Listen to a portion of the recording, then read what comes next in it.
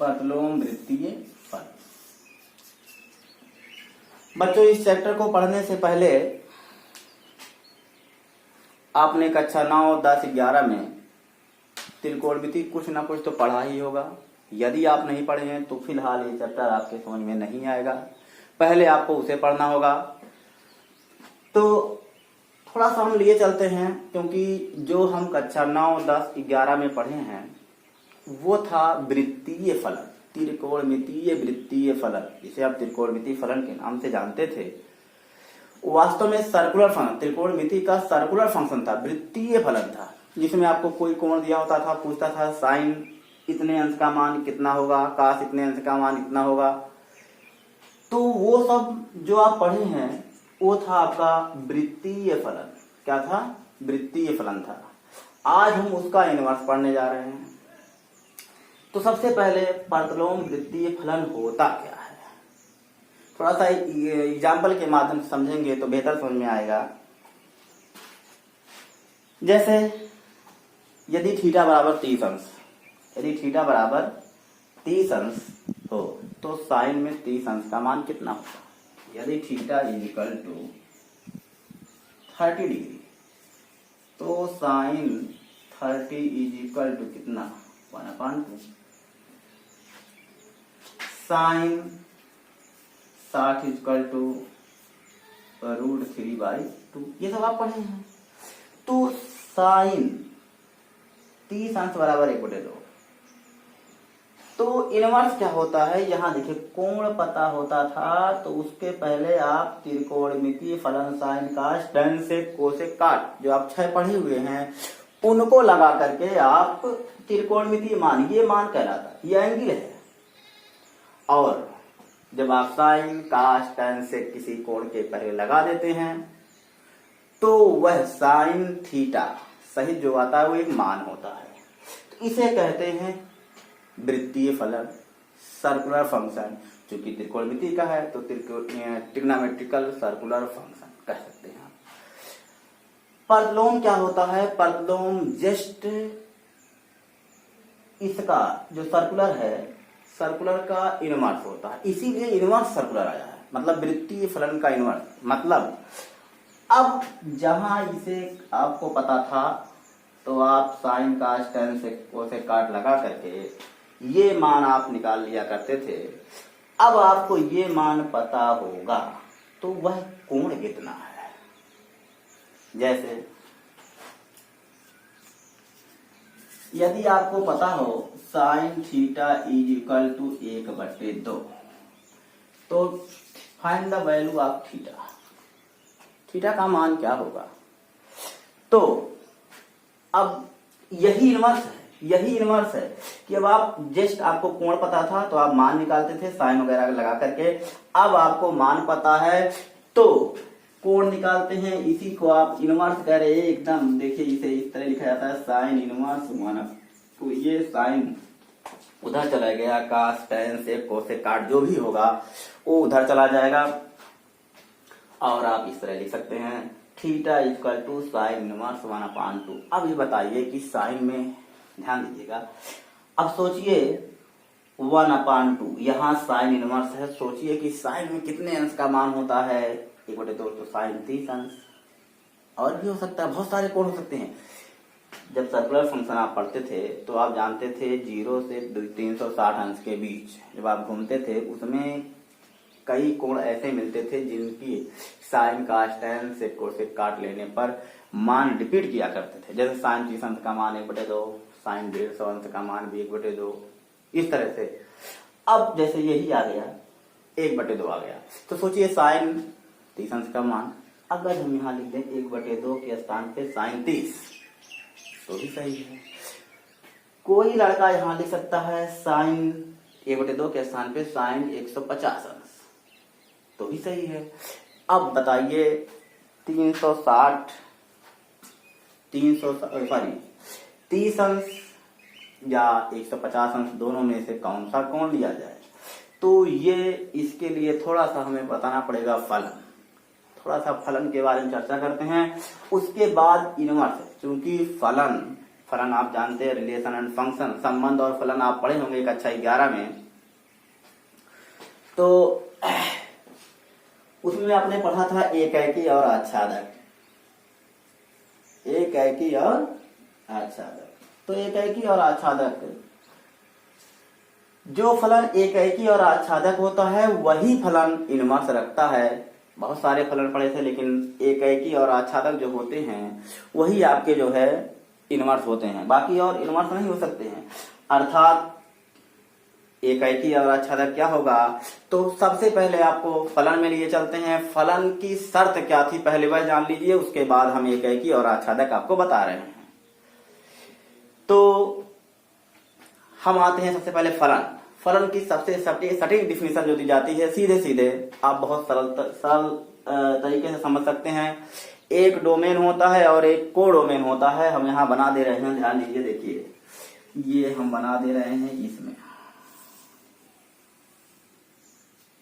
हम अभी फलन बता रहे हैं, इनवर्स नहीं, इनवर्स फंक्शन नहीं बता रहे हैं, हम आपको पहले फलन बता रहे हैं। ये x है, ये y है, इसे आप डोमेन किया कहा करते थे और इसे कोडोमेन, हिंदी में इसे प्रांत कहते हैं, इसे कहते हैं सह प्रांत।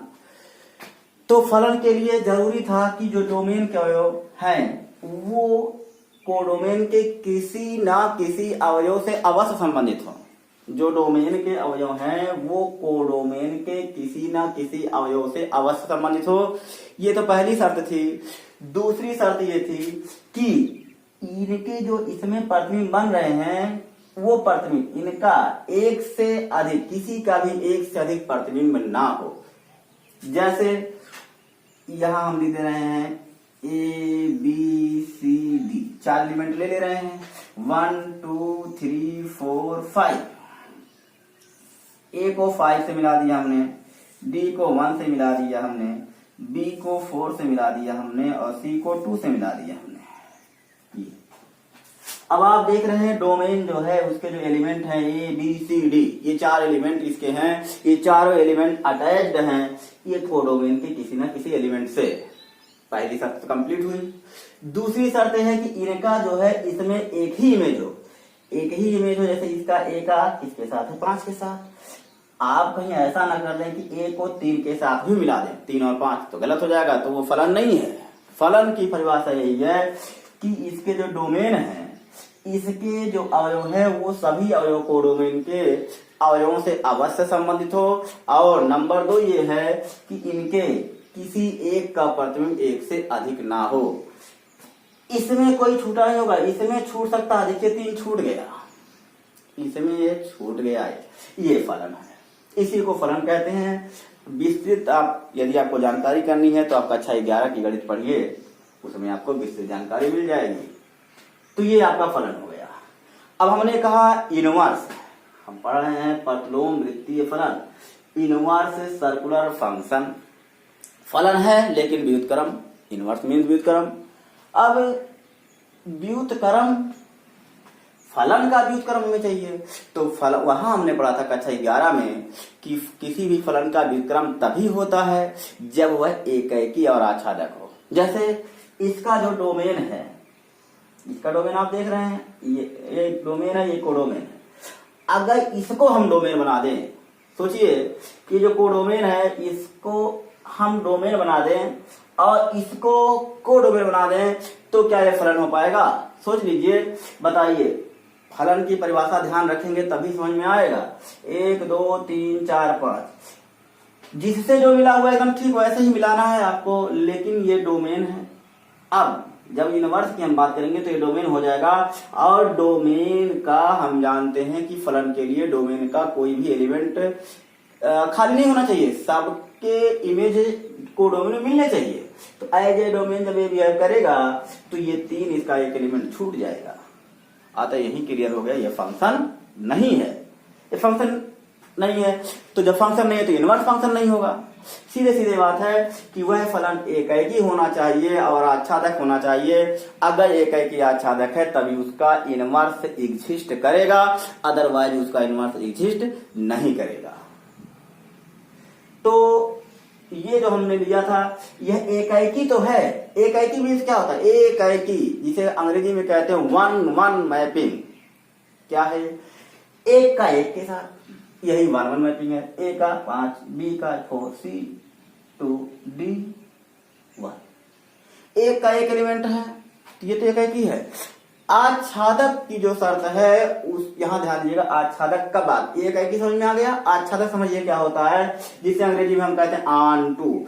ऑन टू का मतलब ये होता है कि जो आपके कोडोमेन है, कोडोमेन के जो एलिमेंट हैं वे सारे के सारे एलिमेंट इससे जुड़े हो, एक का एक हो, इसका भी कोई एलिमेंट खाली ना हो, अर्थात इसके भी प्रत्येक एलिमेंट इससे कनेक्टेड हो, छूटे ना। यहां 3 छूट गया है, अतः एकाएकी तो है किंतु आच्छादक, अच्छा मैंने ढका हुआ पूरा, तो ये ढका नहीं है, अतः ये आपका ऑन-टू नहीं है। तो ऑन-टू नहीं है तो इनवर्स निकालेंगे। अगर इसको डोमेन बना देंगे तो इसका 3 जो है वो रिक्त रह जाएगा, इससे किसी संबंध नहीं होगा, अतः ये इनवर्स नहीं है। इसका इनवर्स एग्जिस्ट नहीं करेगा। तो किसका इनवर्स एग्जिस्ट करेगा? चलिए देखते हैं। हम एक एकाएकी और आच्छादक फलन ले लेते हैं, देखते हैं क्या होता है उसमें।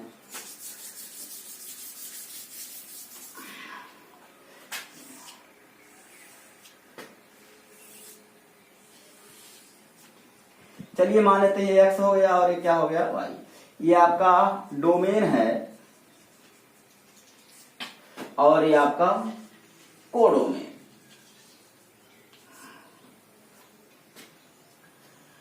ऐसे ही एग्जाम्पल लेते हैं, मान लेते हैं ए बी सी और डी, और यहां लेते हैं 1 2 3 और 4। आप ए को 4 से मिला दीजिए, डी को 1 से मिला दीजिए, बी को 3 से मिला दीजिए, और कौन बच रहा? सी बच रहा, तो सी मिला दीजिए सी को।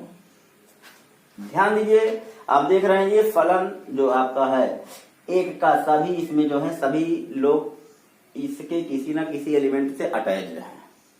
तो शर्त पहली कंडीशन फॉलो हुई। दूसरी कंडीशन है कि इसमें से कोई ऐसा प्रतिबिंब ना हो जो एक से अधिक इमेजेज रखता हो, प्रतिबिंब रखता हो कोडोमेन में। तो क्या है?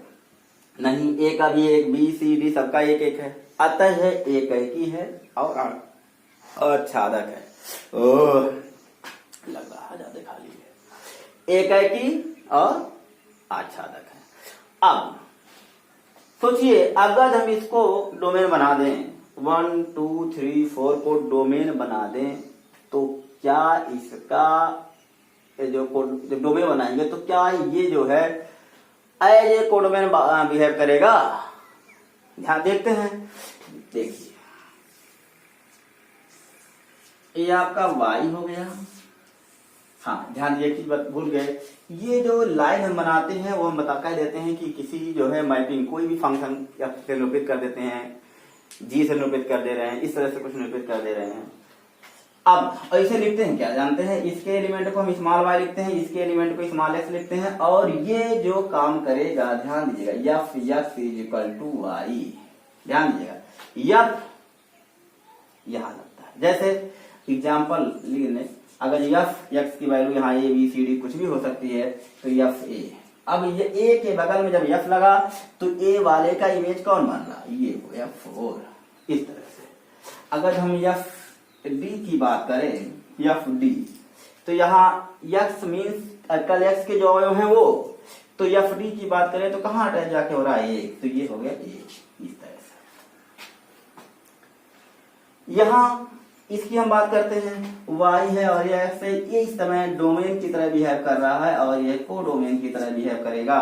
तो 1 2 3 4 यहाँ a b c d एकदम देखिए जो डोमेन था और कोडोमेन के जिन जिन अवयवों से संबंधित है उल्टा करेंगे, एकदम सेम आएगा, और परिभाषा अनुसार इसके भी कोई एलिमेंट खाली नहीं रहेंगे, और वहां भी ऑन-टू मैपिंग अर्थात आच्छादक है, अतः इनवर्स इसका एग्जिस्ट करेगा।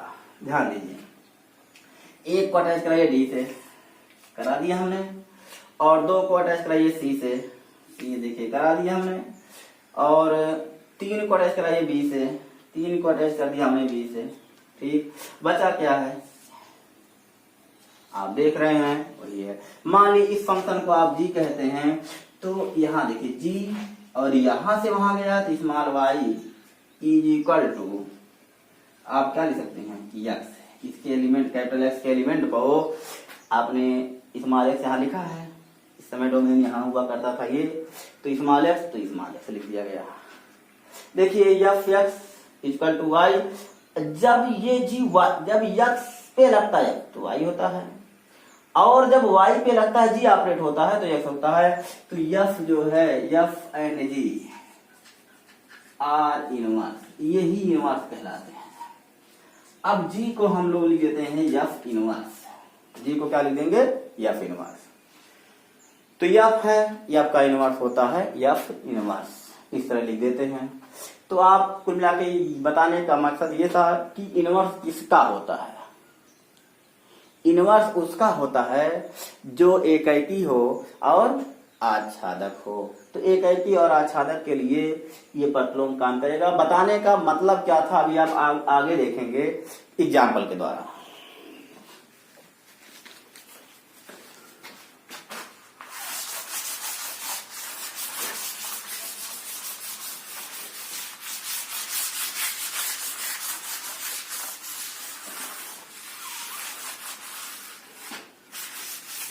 रजिस्टर नहीं मिल रहा इस लॉकडाउन में। हाँ तो ध्यान दीजिए, साइन थीटा इक्वल टू 1/2।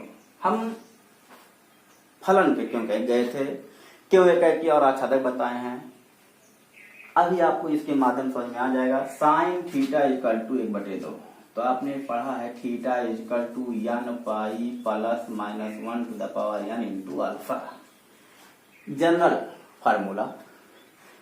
कहने का मतलब ऐसे बहुत सारे कोण हो सकते हैं जिसके साइन का मान 1/2 हो सकता है। इसे कैसे निकालते थे, देखिए sine theta equal to sine, इसे लिखते थे साइन अल्फा। अल्फा मतलब यहाँ पर वह कोण जिसके लिए साइन का मान 1/2 हो, छोटा कोण लिखते, तो वह 30 अंश होता है। 30 अंश जिसे हम लिख सकते हैं π/6। तो theta equal to sine π/5 compare करते हैं, जब थीटा इक्वल टू π/6 हुए, बहुत अच्छी बात है। अब इसमें देखिए यहां रखिए, देखिए कितने कोण मिलते हैं, n pi plus minus 1 to the power n into alpha, alpha means π/6। तो चलिए देखते हैं n का मान कहां से प्रारंभ होता है, n का मान 0 1 2 3 etc ये होता है। यदि n का मान theta n is equal to 1 हो जो, सॉरी 0 पे पहले विचार करते हैं, तो थीटा इज इक्वल टू, ये तो 0 हो जाएगा, minus 1 to the power 0 into alpha π/6 हो जाएगा, माइनस 1 टू द पावर 0 1 हो जाएगा, ये आ गया π/6 मतलब 30 अंश, जो आप देख भी रहे हैं यहाँ लिखा गया है। अब यदि n का मान हम 1 लिख दें, तो theta is equal to n pi 1 pi minus 1 to the power 1 into π/6। अब थीटा इज इक्वल टू ये pi minus 1 to the power 1 हो जाएगा, माइनस π/6 बचेगा, ये 6 इंटू 1 6 माइनस 1 अर्थात ये 5 π/6। अब π/6 means 30 degree, π/6 mean 30 into 5 150 degree. तो 150 डिग्री हम ऑलरेडी पहले ही इसकी जो है चर्चा कर चुके थे। दो एंगल मिला। अब n इज इक्वल टू हम 2 लिखते हैं, तो theta is equal to 2 pi plus minus 1 to the power 2 into π/6, इस फार्मूले में रख रहे हैं। तो 2 पाई ये minus 1 to the power 2 plus हो जाएगा π/6, 6 दूनी 12 1 13 π/6। अब 13 π/6, अब π/6 मीन्स होता है 30 हो गया, 13 का मल्टीप्लाई कर दीजिए, 13 390। ऐसे बहुत सारे कोण मिल सकते हैं। हमने आपको 0 1 2 पे दिखाया कि ये सब ऐसे कोण है π/6, 5 π/6, 13 π/6, ये सब ऐसे कोण मिले हैं जिनके लिए साइन का मान 1/2 है। अब अगर जो हम इसका फंक्शन बनाएं, अभी आपको समझ में आएगा इनवर्स कैसे, क्यों हमने उसकी चर्चा की थी। तो आप यहां देखिए तीन ही कोण लेते हैं, तीन ही कोण हम ले रहे हैं, तीन ही कोण ले रहे हैं। ध्यान दीजिएगा कौन π/6 है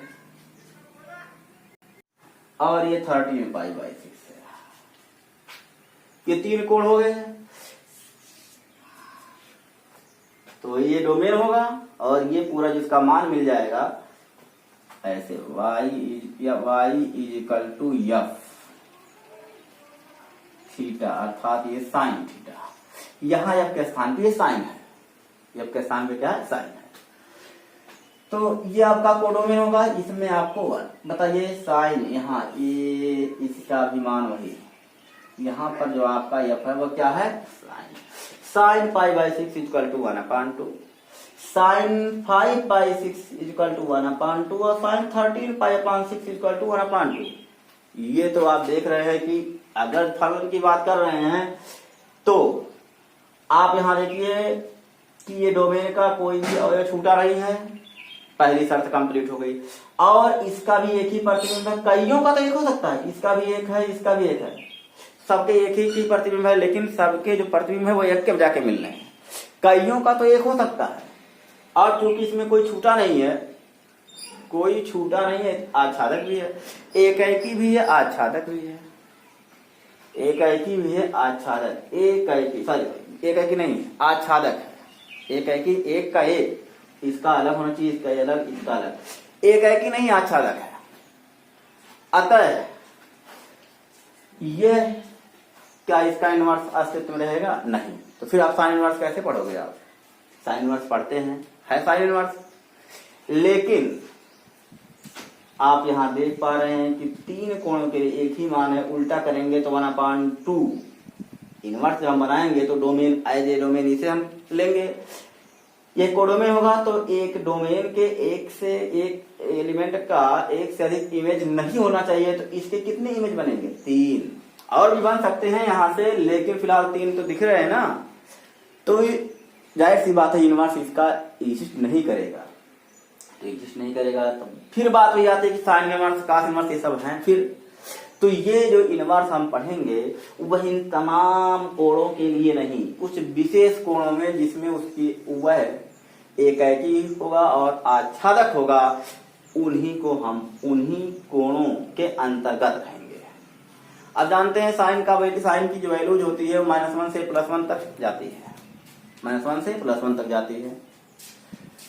तो -1 +1 तक जाती है, तो उन मानों को रखते हुए जो कोण, उन मानों को सेटिस्फाई करेंगे, उन कोणों के बीच ही हम इनवर्स लेंगे। चलिए देखते हैं इसको कैसे हम लोग उसका अध्ययन करते हैं।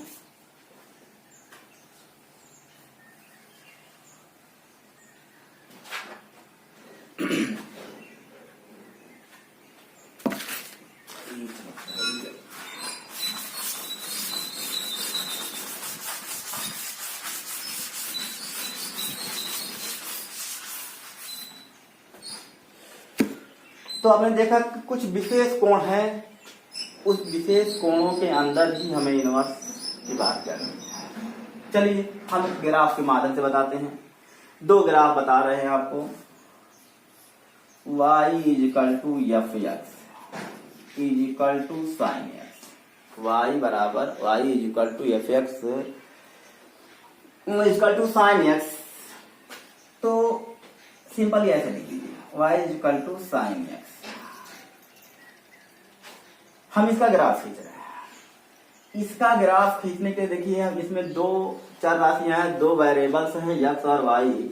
तो इसका ग्राफ खींच रहे हैं, ध्यान दीजिएगा हम कुछ ऐसे मान ले रहे हैं। ध्यान दीजिएगा यह कोण है और ये साइन इसके यहाँ लग गया, तो ये अब साइन थीटा या साइन एक्स एक वैल्यू ही देगा, ठीक। तो हम यहाँ x के मान कुछ ऐसे ले रहे हैं ताकि हमें आसानी से उसके साइन का मान मिल जाए। x इक्वल टू 0, तो साइन 0 अर्थात y बराबर साइन 0 हम करते हैं तो इसका मान 0 हो जाएगा। x is equal to pi by two, तो y is equal to sine pi by two. Sine pi by two मतलब 90 अंश मीन्स 1, साइन 90 अंश का मान होता है 1। x is equal to pi 90 plus करते चले जाइए, y is equal to sine pi means होता है 0।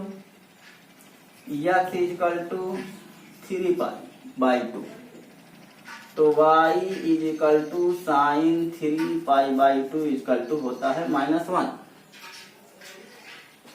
x इज इक्वल टू हम 2 पाई पे विचार करते हैं, तो y is equal to sine 2 pi, पुनः मिल गया हमको 0। तो आप देख रहे हैं कि साइन का मान 0 से बढ़ता चला गया 1 तक। जब एंगल पाई बाई 2 होता है तो साइन पाई बाई 2 का मान होता है 1।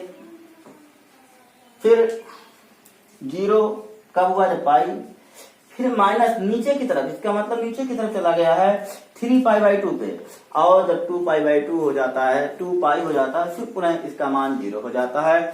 अगर हम इसका ग्राफ देखें तो इसका ग्राफ कुछ इस तरह से बनेगा बच्चों। फिर आप आगे बढ़ेंगे, अगर जिसमें कोण और बढ़ाते चले जाएंगे, फिर इन्हीं के बीच 0 और -1 और 1 के बीच ही साइन के मान मिलते रहेंगे। इसका ग्राफ कुछ इस तरह से बच्चों होगा। ये आपका x है, ये आपका y है। अगर आप पीछे बनाना चाहेंगे तो पीछे बनाने के लिए ऐसे बन जाएगा। तो बच्चों देख रहे हैं आप, ये आपका 0 हो गया, ये आपका +1 आ गया, पुनः ये 0 हो गया, ये -1 हो गया, और यहाँ 0। तो यहाँ पर ये एंगल कितना है, ये एंगल पाई बाई 2 है, यहाँ पर एंगल पाई है, x की वैल्यूज है, यहाँ पर आप लिख सकते हैं 3 पाई बाई 2 और यहाँ 2 पाई, सब कुछ वही है, लेकिन -पाई बाई 2, -3 पाई बाई 2 कर लीजिए, कर सकते हैं आप, 3 पाई बाई 2 माइनस में कर सकते हैं। जैसे जब ये आप पाई बाई 2 कर रहे हैं, देख लीजिए, जब आप पाई बाई 2 करें, हम तो ये देखिए ये जो ग्राफ बना हुआ वो जो यहाँ आया हुआ है ये इस साइड का बता रहा है, लेकिन अगर -पाई बाई 2 करेंगे तो -1 मिलेगा जो नीचे की तरफ हो जाएगा, तो ये -पाई बाई 2 हो जाएगा, ये -पाई हो जाएगा। इधर आएंगे तो ये जो हम प्लस लिखे हैं वो सारी चीजें क्या हो जाएंगी माइनस, ये -3 पाई बाई 2 और ये -2 पाई, इस तरह से होगा। तो आप देख रहे हैं कि बहुत सारे साइन थीटा इक्वल टू 2 लिखे थे, बहुत सारे कोण मिल सकते हैं। हमें बहुत सारे कोणों से नहीं मतलब है, इनवर्स पढ़ने के लिए कुछ विशेष, क्योंकि हमें एक और आच्छादक चाहिए, 1:1 मैचिंग चाहिए, तो हम देखेंगे कि किन कोणों के बीच वह 1:1 और 2 होता है। तो ध्यान दीजिएगा, यही जो आपके सामने है, यहाँ -1 देख रहे हैं, ये लाइन जो y अक्ष के समांतर है, ये -1 हो गया और ये +1, -1 +1, -पाई/2 से पाई/2 के बीच यदि आप हैं तो इसके सारे मान मतलब -1 to 1, -1 से 1 इसके जो वैल्यू होती है वो सारे मान इन्हीं कोणों के बीच प्राप्त होते हैं। अर्थात हम कह सकते हैं कि जो साइन है, साइन वो -पाई/2 से पाई/2 के बीच में 1:1 और 2 अर्थात एकाकी और आच्छादक है। जब आपने इतना समझ लिया कि ये इसके बीच एकाकी और आच्छादक है तो स्पष्टतः इसका इनवर्स भी अस्तित्व में आएगा। क्लियर? तो आपने देखा, तो इनवर्स जब हम निकालेंगे तो ध्यान दीजिएगा, हम साइन इनवर्स, साइन ध्यान दीजिएगा, हम कहना क्या चाह रहे हैं, जैसे y = साइन x है, ठीक, तो x = साइन इनवर्स y लिखते हैं, साइन इनवर्स y लिखते हैं। साइन इनवर्स के बाद जो होता है वह मान होता है, पूरा ये सहित जो होता है वह कोण होता है, ठीक। इस प्रकार हम काश की चर्चा कर लेते हैं। तो साइन में तो आप समझ में आया कि -पाई/2 से पाई/2 के बीच में ही आपका यह एकैकी और आच्छादक होगा, इसका इनवर्स इसी के बीच में लिया जाएगा। ये जो इसके बीच में लिया जाता है ये इसका मुख्य मान कहलाता है, मुख्य मान। चलिए हम काश की बात कर लेते हैं।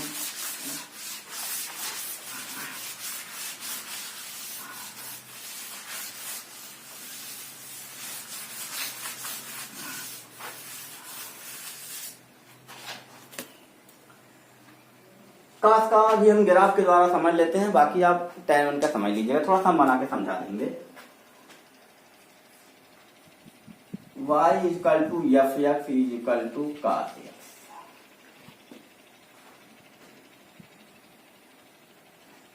तो इसका भी ग्राफ खींचना है। x बराबर 0 लीजिए, cos 0 अंश का मान कितना 1, ये तो y है। x equal to pi by 2, cos pi by 2 का मान होता है 0, y भूल जा रहे हैं। x इक्वल टू पाई, तो y equal to cos pi का मान होता है -1। x equal to 3 pi by 2, तो y इक्वल टू ये 0 हो गया। cos 3 पाई बाई 2 कहाँ गया, 3 पाई बाई 2 मतलब 180 plus pi by 2, cos pi by 2 होगा 0 हो जाएगा। cos इसका मान हो जाएगा 0, पर ये क्या लिख दिया गया 3 pi by 2। x is equal to, अब क्या ले लेंगे 2 पाई, सब में पाई पाई बाई 2 का डिफरेंस है, तो y equal to cos 2 pi, ये हो गया a। अब इसका ग्राफ हम देखते हैं, थोड़ा सा जल्दी से इसको बता रहे हैं क्योंकि आप जान रहे हैं।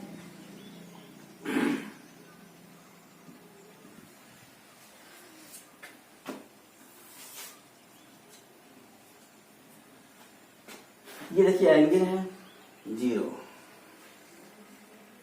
तो इसका मान भाई देखिए, इसका मान 1 और -1 के बीच ऑक्सीलेट करेगा, ना तो -1 से लोअर होगा ना ही +1 से एक्सटेंड करेगा। तो कहने का मतलब इन्हीं के बीच है, तो मान लेते हैं ये 1 है, ये -1 है, ठीक। जब 0 है तो यहाँ से चला, और पाई बाई 2 है तो 0 हो गया। यहाँ पर y का मान 0 कहाँ होगा, x अक्ष पे ही तो होगा, ये x और ये y, इसे एज एंगल लिया गया है, एज ए वैल्यू y, ठीक। तो यहाँ देखिए ये हो गया, ये कुछ इस तरह से बनेगा इसका,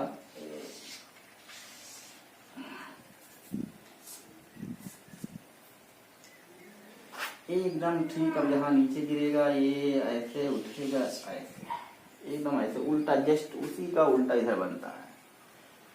तो आप देखिए ये आपका 0, यहाँ पर एंगल 0 है, यहाँ पर आपका पाई बाई 2 है, ये angle x equal to 0, x equal to pi by 2। यहाँ पर नीचे की तरफ है, तो नीचे की तरफ है कितना आया पाई, x इक्वल टू पाई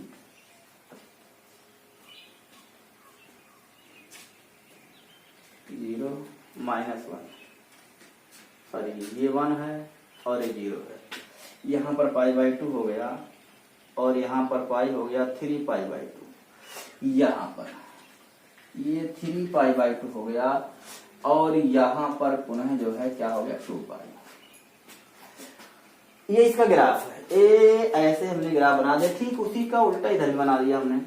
अब आप देखिए कि ऐसे कौन से कोण हम लें जिसमें ये काश भी एकैकी 1 1 और आन 2 हो जाए, मतलब ये सारे मान मिले -1 से लेके +1। तो आप देख रहे हैं ये अगर जो y वाला देखेंगे तो ये y +1 है, और ये क्या है -1 है। तो आप देख रहे हैं इसके बीच,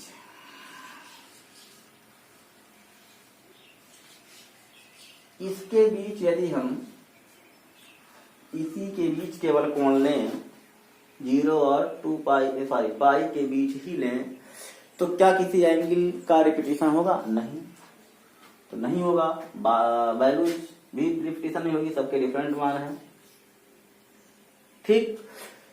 तो इसका मतलब 0 से पाई के बीच में जो काश होता है वो 1 1 और आन 2 है, 1 1 और आन 2 है। अतः ये इनके बीच जब हम कोण लेंगे तो इसका इनवर्स एग्जिस्ट करेगा। तो काश में कोई मान आ जाएगा तो उसका एंगल कहां से कहां तक आएंगे हम, 0 से पाई, ना तो उसके बियॉन्ड जाएंगे ना तो उसके इधर आएंगे हम। मतलब ये 0 से पाई के बीच में ही हमें विचार करना है। साइन के लिए -π/2 से π/2 के बीच में विचार करना है। अब हम आते हैं tan पे। tan के लिए क्या है,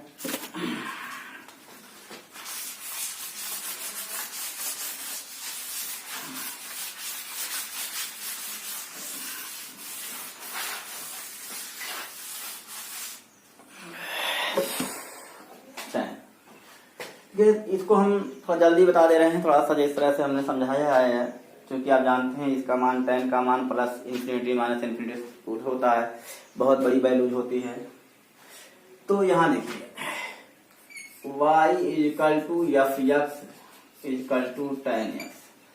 अगर इसका ग्राफ हम बनाते हैं तो इसका ग्राफ कुछ इस तरह बनता है,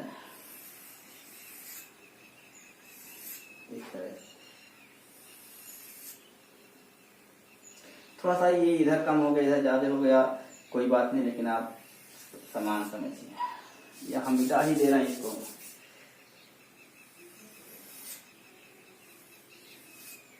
ये प्लस π/2 में ये एंगल है, x है, ये y है।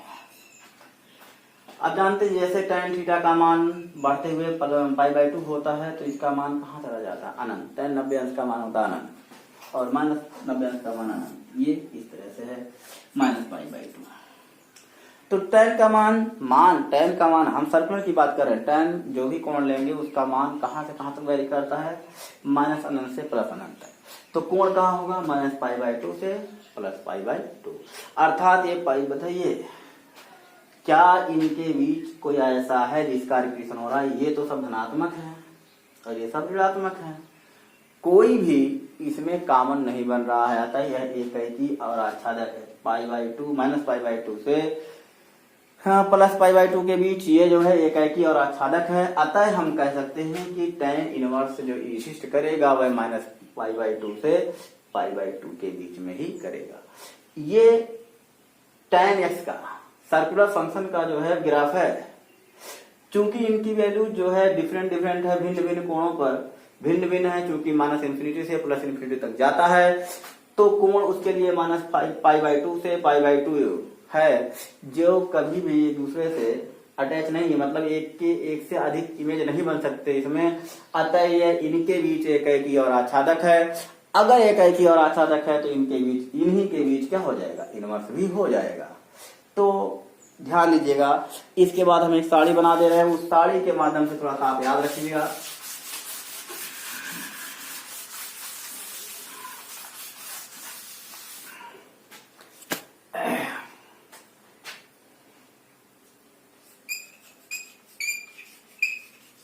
इनवर्स फंक्शन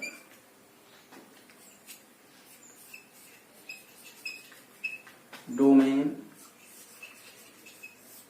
रेंज मतलब कहां से कहां तक हो पाएगा। तो यहां देखिए साइन इनवर्स। तो साइन इनवर्स ध्यान दीजिएगा, जब आप लिखेंगे जैसे लिखते हैं साइन थीटा = 1/2 1/2, तो थीटा = साइन इनवर्स 1/2। तो साइन इनवर्स के बाद यहाँ आएगा वैल्यू, ये आपका डोमेन होगा। तो इसका डोमेन कहाँ होता है, आप जानते हैं कि इसकी जो साइन की वैल्यू जो होती है वो -1 से +1 होती है। ये बस वही हो जाएगा, -1 से +1। तो आपने देखा था कोण कितना होगा, अर्थात किनके बीच यह एकाकी और आच्छादक था, तो -π/2 से π/2 के बीच में, -π/2 से π/2। ये काश इनवर्स आपने देखा था। तो यह भी तो काश की वैल्यूज, काश थीटा का मान मैक्सिमम +1, मिनिमम -1, -1 to +1। लेकिन इसका कोण आपने देखा था 0 से पाई, इसके बीच वह 1 और ऑन 2 था, तो वह लेंगे। और आपने tan देखा था, tan इनवर्स, तो ये आपका -∞ to +∞, तो ये -π/2 से π/2। अब एक बात यहाँ ब्रैकेट की देख लीजिए, थोड़ा सा अंतर आ गया है। माइनस इन्फिनिटी, इन्फिनिटी की कोई परिभाषा नहीं है तो इन्फिनिटी कितना है, इसलिए हम ये जो ब्रैकेट बना हुआ है, इस ब्रैकेट का तात्पर्य है कि हम -1 भी ले सकते हैं। और जहां इस तरह का ब्रैकेट बना हो, इसका मतलब ये वैल्यू हम नहीं ले सकते हैं, उसके आगे पीछे दाएं बाएं थोड़ा सा इधर उधर हो सकता है। तो एग्जैक्ट इन्फिनिटी की चूंकि परिभाषा नहीं तो कितना लेंगे, इसलिए थोड़ा सा उसे छोड़ दिया गया दोनों साइड। तो ऐसे कोण भी ले लिया गया है। तो ये आपका हो गया कि इनके बीच में ही आपका जो है इनवर्स एग्जिस्ट करेगा। तो मेरे ख्याल से आपको हाँ भी देखिए, इसमें और है 3 और है, cot inverse, sec inverse, cosec inverse. तो मेरा आपसे अनुरोध है कि आप किताब थोड़ा देख लीजिएगा, और नहीं समझ में आएगा फिर कमेंट करिएगा, हम आपके लिए वो नया वीडियो उसका एक अलग से वीडियो बना देंगे। लेकिन मुझे उम्मीद है आप कर लेंगे, थोड़ा सा लेकिन उसमें डिफरेंट है। पढ़िएगा, किताब से नहीं समझ में आएगा तो फिर बताइएगा। चलिए, ये तो हमने आपको बताया कि इनवर्स फलन कब अस्तित्व में आता है। तो आपने देखा जब वह एकाएकी हो और आच्छादक हो तभी उसका इनवर्स हम निकाल पाएंगे। आपने देखा था कि जो सर्कुलर फंक्शन है वह आपके एकाएकी और आच्छादक फलन नहीं होते हैं, अतः सीधे सीधे उनका इनवर्स हम नहीं ज्ञात कर सकते हैं। उनका इनवर्स ज्ञात करने के लिए जिन कोणों के बीच वह एकाएकी और आच्छादक है उन्हीं कोणों को लेना पड़ा हमें, और वह कोण निकल करके ये आए। ठीक, अब हम कुछ, ये तो बेसिक चीजें थी, थोड़ा सा टफ भी लगी होंगी लेकिन बेसिक है। आप हर सवाल इसे ना बताते तो भी सवाल आप लगाना जान जाते, लेकिन इसे आप ध्यान रखिएगा, कंपटीशन के लिए बहुत बढ़िया है। चलिए, अब इनवर्स के बारे में थोड़ा सा जो आपके किताब में है उससे करते हैं। इतना डिटेल आपकी किताब में शायद ना दिया हो। चलिए आते हैं हम, देखिए लिखने का तरीका तो आप जान गए कि अगर जो sine theta is equal to x है तो theta is equal to sine inverse x, ये जो है आपका इनवर्स इस तरह से होता है। ध्यान दीजिएगा, इसे आप इस तरह नहीं लिख सकते हैं, is not equal to sine x का होल इनवर्स। ये साइन इनवर्स आती नहीं है कि हम साइन की बात बता रहे हैं, बाकी काश से कोसेक टैन कार्ड में आप कर दीजिए ना, कहीं नहीं कर सकते आप। या इस तरह भी आप इसे नहीं लिख सकते हैं साइन इनवर्स 1/x ना, बिल्कुल नहीं कर सकते हैं। तो sine inverse theta, sine theta equal to यदि x है तो theta equal to sine inverse इस तरह से ही लिखा जाएगा। और एक चीज ये भी जान लीजिए, साइन इनवर्स तो साइन x, यहाँ कास इनवर्स कास x, tan inverse tan x, काट इनवर्स, किसी तरह कैसे भी हो, ये अंदर है, ये साइन, ये ब्रैकेट के बाहर इनवर्स और विदाउट इनवर्स ब्रैकेट के अंदर है, तो ये दोनों कट जाते हैं, ये ऐसा आ जाएगा। साइन इनवर्स और साइन एक दूसरे के व्युत्क्रम है तो कट जाएंगे। अगर ये बाहर हो और ये अंदर हो तो भी कट जाएगा। देखिए साइन ब्रैकेट में साइन इनवर्स यक्स, तो ये भी कट जाएगा, कितना हो जाएगा यक्स। तो कहने का मतलब कोई अंदर इनवर्स कटेगा, ये नहीं साइन वाले को कास वाले काटना, गलत हो जाएगा। तो बच्चों ये चीजें तो आप जान गए। अब हम कुछ फार्मूला बताने जा रहे हैं। उस फार्मूले, देखिए ये मेरा पहला लेक्चर है और ये जो आपका इनवर्स सर्कुलर फंक्शन है 4 या 5 लेक्चर में खत्म हो जाएगा। तो आज पहला लेक्चर है, इस लेक्चर को आप पढ़िएगा और हाँ ध्यान रहे कि आप लोग लाइक कमेंट जो भी और शेयर करते रहिएगा, और एक दूसरे से जो आपके संपर्क में है उन तक ये वीडियो पहुंचाइए, उनको बताइए। क्या होता है शेयर करने के बाद बहुत कुछ लोग नहीं देखेंगे या उनके सोचेंगे उनके मतलब की चीज नहीं है, तो उनको थोड़ा सा बता देंगे तो वो भी देखेंगे। तो चलिए हम कुछ फार्मूलों का निरूपण करते हैं।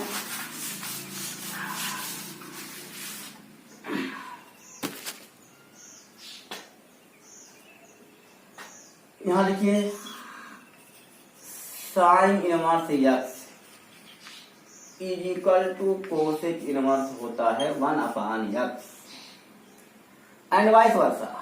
वाइस वर्सा मीन्स इसका व्युत्क्रम भी होता है, अभी हम लिख दे रहे हैं, नीचे लिख देंगे। साइन के बाद कास इनवर्स एक्स लिखते हैं। कास इनवर्स का होता है sec inverse 1/x। Number 3 tan inverse x is equal to cot inverse 1/x। चौथा आपका है काट इनवर्स 1/x, सॉरी यहाँ x लिख दे रहे हैं, तो ये हो जाएगा tan inverse 1/x।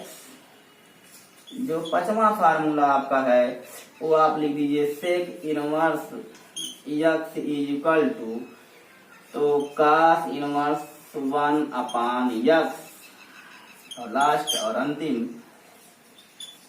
Cosec inverse 1/x is equal to sine inverse 1/x। अभी हमने वाइस वर्सा की चर्चा की थी। साइन और कोसेक एक दूसरे के रेसिप्रोकल व्युत्क्रम, रेसिप्रोकल ना समझ पाए तो व्युत्क्रम होते हैं। तो देखिए साइन कोसेक, यहाँ x है तो 1/x। अब उल्टा देखिए कोसेक, सॉरी यहाँ कैसे 1/x लिखा गया, कोसेक इनवर्स x, साइन में गया तो 1/x हो गया। जो एक दूसरे के व्युत्क्रम है साइन कास, सॉरी साइन कोसेक, कास सेक, टैन और काट, वही एक दूसरे से संबंधित है इस फार्मूले में। साइन कोसेक, कास सेक, टैन, काट, देखा तो याद करना भी आसान है। इसमें किसी एक का डेरिवेशन हम आपके सामने कर दे रहे हैं।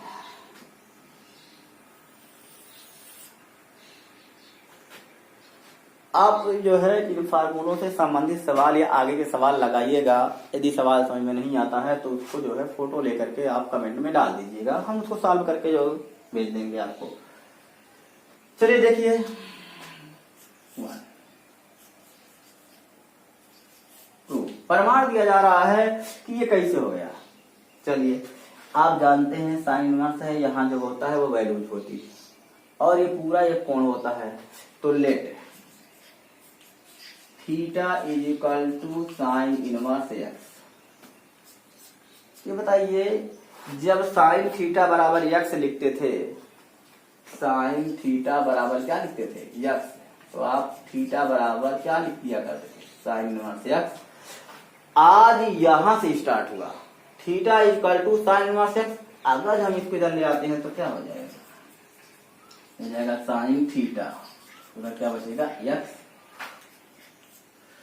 तो इसको जो है साइन को आप जो है दोनों को उल्टा कर दीजिए, इसके भी बटे 1 कर सकते हैं, इसके भी अपान 1 कर सकते हैं।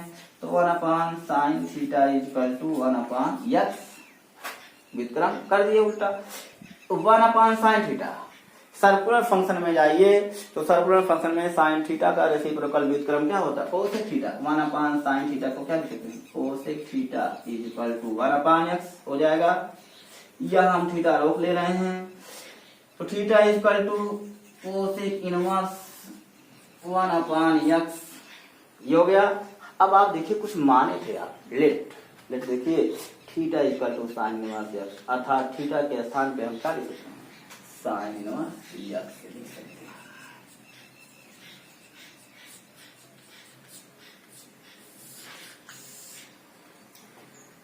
ये पहले फार्मूले का डेरिवेशन हो गया।